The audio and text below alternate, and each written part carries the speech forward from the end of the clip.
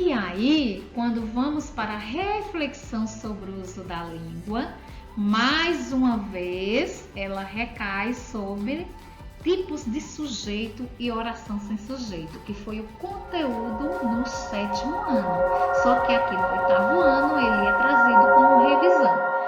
Para ilustrar, eu trago o mapa conceitual. Então, se no 7º ano você estuda os termos essenciais, né? Termos essenciais da oração, que é o sujeito e o predicado, e no 8º ano já é proposto que você estude novamente agora sob a ótica da revisão. Ou seja, vamos ver o que você aprendeu no 7º ano. E aqui é que está o desafio, gente. Quem é professor sabe. É um conteúdo para a vida toda, né? Pela discussão que gera. Então, já que é tão difícil assim, deixa eu relembrar vocês o quanto é difícil mesmo. Frase. Sem verbo, com verbo. Sem verbo, frase nominal. Com verbo, frase verbal. A frase verbal, ela também é uma oração. A oração, por sua vez, tá vendo aqui, ó? São termos compostos por esses dois membrozinhos aqui, por esses dois termos aqui, ó. É um enunciado composto principalmente por esses dois termos aqui, que nós chamamos de termos essenciais, o sujeito e o predicado. Mas aí você já vê, como assim? Se o sujeito é um termo essencial, como é que pode existir oração sem sujeito? Essa é uma discussão da gramática que rende e renderá muito, né? Continua rendendo nos meios acadêmicos, discussão entre linguistas e gramáticos nunca para, cada vez mais ferrenha. E aí, além dos termos essenciais da oração, que é a proposta aqui de estudo e revisão do livro de vocês, sempre gosto de lembrar que tem outros integrantes e os acessórios. Os integrantes, objeto direto, objeto indireto, complemento nominal, predicativo do objeto e predicativo do sujeito. Então imagina quantos conceitos vocês precisam ter domínio. A maioria dos alunos não tem, vão para o ensino médio, chega lá, tentam ter e sabe Jesus. É a vida toda batalhando, chega na faculdade a mesma coisa. E aí, lamentavelmente, a gente vê aumentar cada vez mais os índices nas estatísticas dos analfabetos funcionais. E aqui nós temos os termos acessórios, que é o adjunto adnominal, adjunto adverbial e o aposto. Algumas gramáticas colocam o vocativo, só que a maioria já tiraram. O vocativo eu estudo à parte. Ok?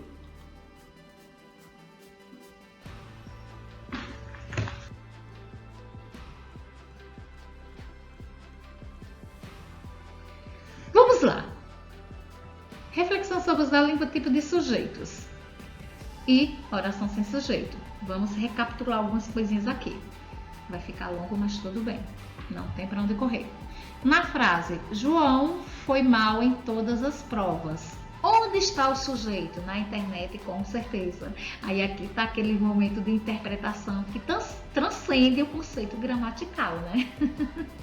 Sujeito é o termo com o qual o verbo da oração concorda em número e pessoa. Ok. E aí você vai encontrar também que é o ser sobre o qual se declara alguma coisa. Ok também. E aí eu trago novamente uma tirinha que eu usei na turma do 7º ano. A questão do conceito de sujeito que foge à interpretação gramatical, né? A Mafalda fala que não dá. Por mais que o professor explique, eu não entendo esse negócio de sujeito e predicado. É fácil, Miguelito. Se eu digo, por exemplo, esse lixo enfeia a rua, qual é o sujeito? Se vocês sabem que do ponto de vista gramatical, nessa frase aqui, esse lixo enfeia a rua. Quem enfeia a rua? Esse lixo. Então, seria o lixo e não o prefeito. A não ser que, metaforicamente falando, o prefeito seja um lixo e vice-versa. Enfim. Os tipos de sujeito, aí eu trago aqui mais um mapa conceitual, só para vocês verem aqui, cada um. Eu trouxe dois modelos aqui. Essa parte, sujeito, aquele ou aquele de quem se fala alguma coisa, né? O núcleo do sujeito. É uma partezinha que vocês têm dúvida que só a maioria nem presta atenção. Pelo menos foi a impressão que eu tive nas últimas vezes, mas enfim. Vamos lá.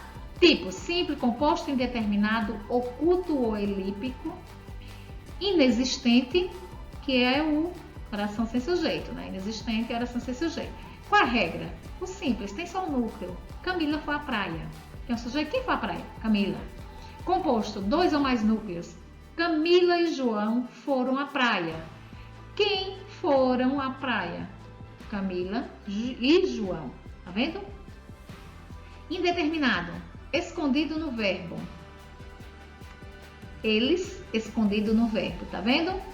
O indeterminado fica escondido no verbo. Foram à praia. Quem? Ele. E aí, gente, tem aquela regrazinha de índice de determinação do sujeito que sempre dá dor de cabeça, né? E tem horas, a gente conversa muito sobre isso na sala, que a gente olha assim para o aluno, a gente tem essa mania de muitas vezes não se colocar no lugar do aluno, e a gente precisa mudar essa percepção. Se muitas vezes é complexo para a gente estar ali ensinando, também não é um processo simples para o aluno aprender aquele processo a partir do que ensinar com tantas regras que muitas vezes se contradiz. Então, indeterminado, foram à praia. Quem? Eles. Está escondido no verbo. Porque eu sei que é eles? Porque pelo verbo foram. Está na terceira pessoa do plural.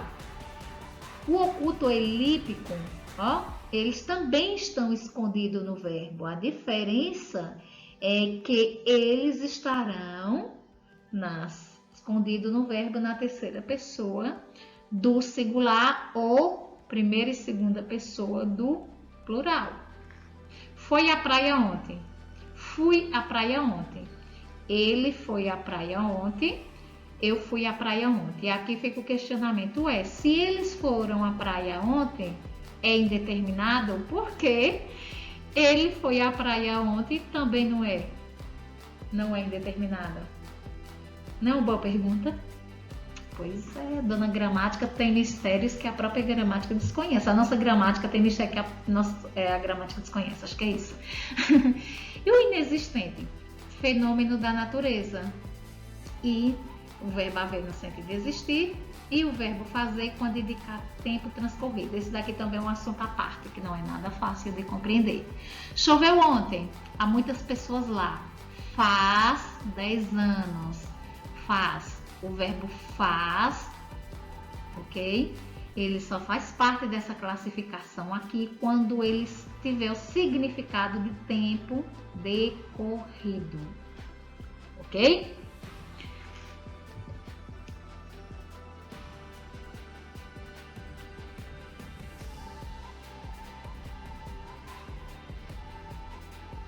E aqui eu trouxe para vocês, relembrando alguns conceitos essenciais. Todo enunciado com sentido completo, construído em torno de um verbo, é uma oração. Aqui você já sabe. Se na frase existem duas formas verbais, então há duas orações. Se existem três, há três orações. Portanto, o verbo que é o centro do processo de comunicação. É ele que denuncia o sujeito. Ao retirar o sujeito, o que sobra é o predicado. Isso aqui deve ser óbvio para vocês, né, gente? Mas, como combinado é não partir do óbvio, então vamos lá. Como identificar o sujeito da oração? Primeiro, localize o verbo da oração. Pergunte ao verbo o que ou quem. A resposta da sua pergunta será o sujeito da oração. Como diria a Mônica, né? Cebolinha, o verbo entrega o sujeito da oração. Que fofoquelo.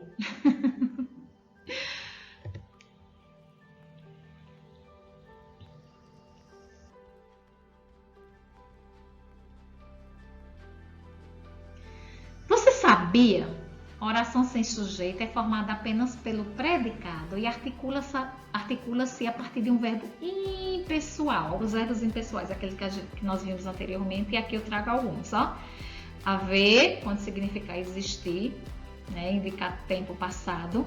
O verbo fazer, indicando tempo decorrido.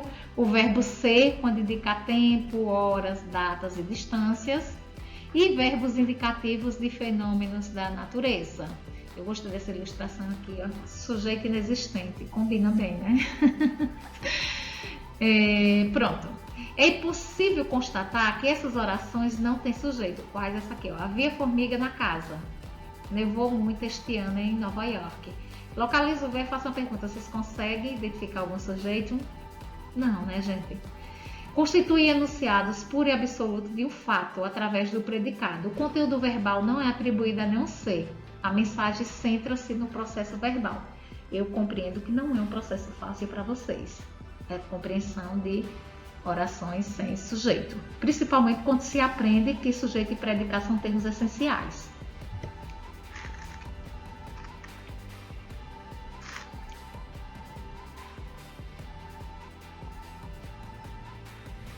Quando a professora fala que haver no sentido de existir não tem sujeito, mas existir tem.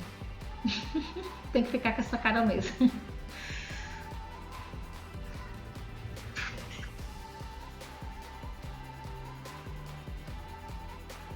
E aqui entra outros conceitos, o adjunto adnominal e o complemento nominal. Lembra? Lá nos termos que eu foquei? Termos integrantes e termos acessórios.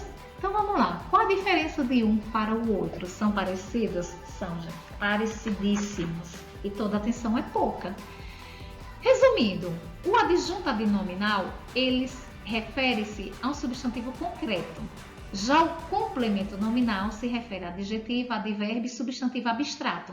Mas o adjunto ele também pode se referir a um substantivo abstrato, mas ele só refere a substantivos, o concreto e o abstrato. Já o complemento nominal, adjetivo, advérbio e substantivo abstrato. Mas como é que eu vou localizar? Se eu sei conceituar cada um, qual é o conceito de cada um, eu vou analisar na frase todos os termos e ficar prestando atenção principalmente ao contexto da frase. Por isso, entra aqui a questão da semântica nesse sentido, né? Tem preposição? Pode ter ou não. O adjunto adnominal ele pode ter ou não preposição. Já o complemento ele sempre tem. Posição no texto. O adjunto adnominal ele é agente.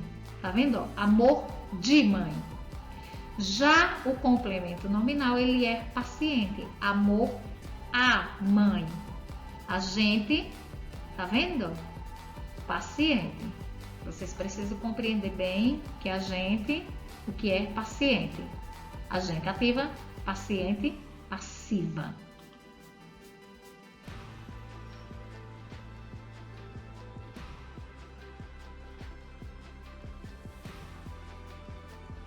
Aqui só recapitulando, essa parte aqui vocês têm no livro de vocês, lá traz todo uma análise, né? Que não é fácil, eu não vou esperar que com essa breve explanação aqui vocês tenham uma compreensão, é só para ter uma ideia mesmo. E, enfim, aqui só recapitulando a parte que eu falei, termos essenciais, sujeito predicado, termos integrantes, ó, complemento verbal, complemento nominal. Quando eu falo complemento verbal, eu falo do objeto direto, indireto, lembra daquelas partes lá? E o complemento nominal. Os termos acessórios, adjunto adnominal, adjunto adverbial e aposto. Veja que o complemento nominal é o termo integrante e o adjunto adnominal é o termo acessório. Por isso que é importante vocês, principalmente, saberem conceituar, gente. Não tem para onde correr. Tem que se apropriar do conceito.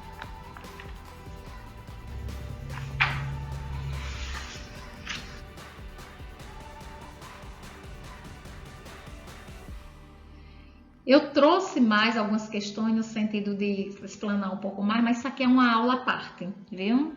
Senão o vídeo fica muito extenso e realmente não dá. E a ideia não é essa. Ok? Então, numa aula à parte vocês compreenderão melhor.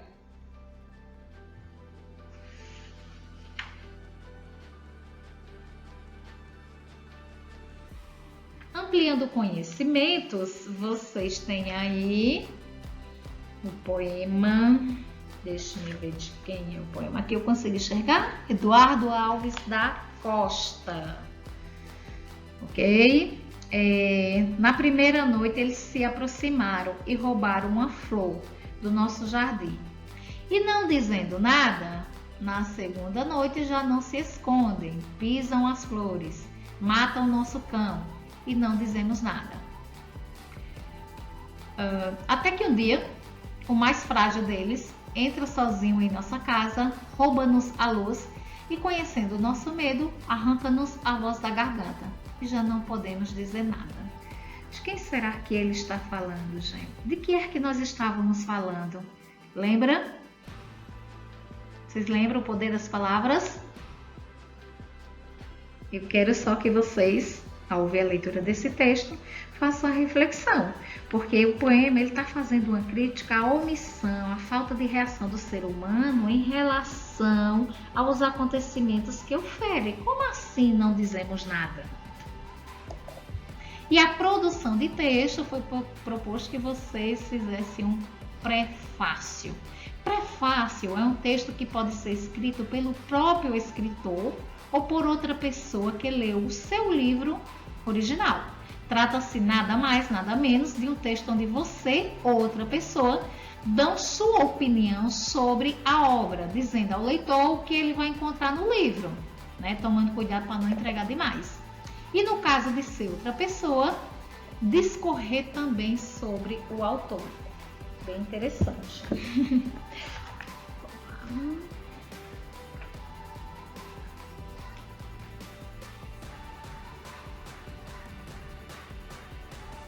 Ampliando os horizontes é aquela parte de sugestões de leitura. E aqui, mais uma vez, o livro traz como indicação de leitura Comédias para se ler na escola, do Luiz Fernando Veríssimo, que foi visto com a turma do 7º ano. Esse livro, gente, é muito bom.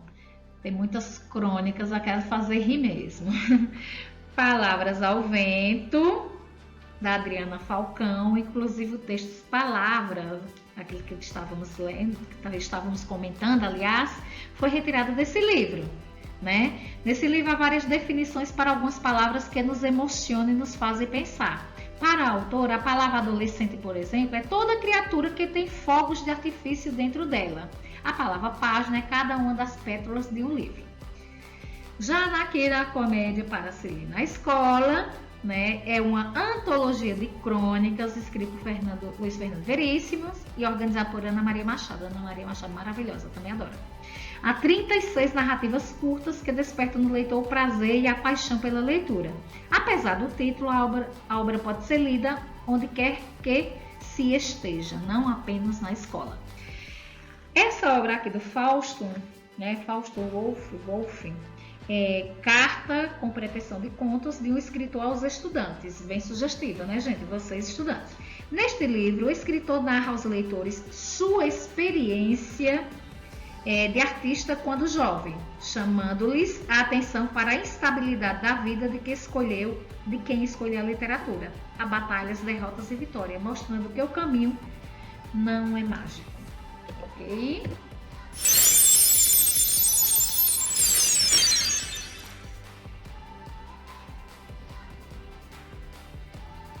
E aqui, ó, preparando-se para o próximo capítulo, acredito eu que o próximo capítulo, capítulo 2, é o mais interessante, porque uma reflexão em torno de muitas questões que são importantes para vocês. O que é ser adolescente? Adolescer, gente, é um verbo terminado em ER, pertence à segunda conjugação. E aí a pergunta é: adolescente é um bicho diferente? Vocês acham? O que é adolescência? Segundo a Organização Mundial da Saúde, a adolescência é um período da vida que começa aos 10 e vai até aos 19. E segundo o Estatuto da Criança e do Adolescente, começa aos 12 e vai até os 18, onde acontecem diversas mudanças físicas, psicológicas e comportamentais. A adolescência é uma etapa maravilhosa da vida que muitos insistem em chamar de aborrecência. Dependendo do adolescente, né, se torna um pouco aborrecente, mas vamos lá. Então, é bem interessante, terá muitas reflexões em torno justamente dessa questão aqui, o que é ser adolescente. Então, a proposta seria que vocês respondessem essa pergunta. De modo geral, quando estamos em aulas presenciais, vocês fazem isso como uma preparatória. Ok, turminha? Então é isso. Até mais, até a próxima.